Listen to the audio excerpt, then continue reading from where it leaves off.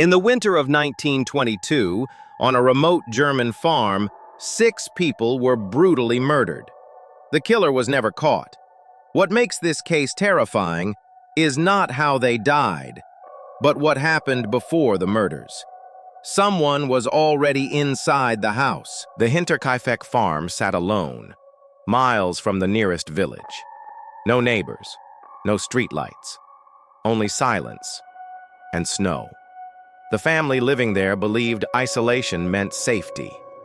They were wrong. Days before the murders, Andreas Gruber noticed something impossible. Footprints in the snow, leading from the forest to the house, but none leading back.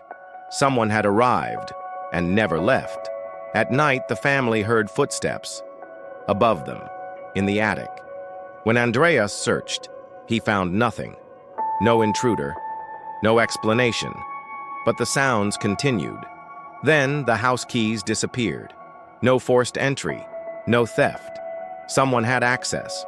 Someone who didn't need to break in. The family's previous maid had quit, claiming the house was haunted. Her replacement, Maria Baumgartner, arrived on March 31st, 1922. She never made it through her first night. That night, one by one, the family were lured into the barn. Each was killed with a farming tool, a mattock. No screams were heard. No struggle escaped the walls. Inside the house, the killer murdered the maid and the youngest child. But then, they stayed. They fed the animals. They cooked meals. They lived in the house with the bodies. Days later, neighbors grew suspicious. No smoke from the chimney, no sign of life. When they entered the barn, they found the bodies stacked in silence. There was no robbery. Money was untouched. The killer knew the house, knew the routines, and vanished without a trace. The Hinterkaifeck murders were never solved. No suspect was convicted.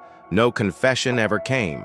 Some believe the killer lived in the attic for days, watching, waiting. If you hear footsteps above you tonight, don't assume the house is empty, because at Hinterkaifeck, it never was.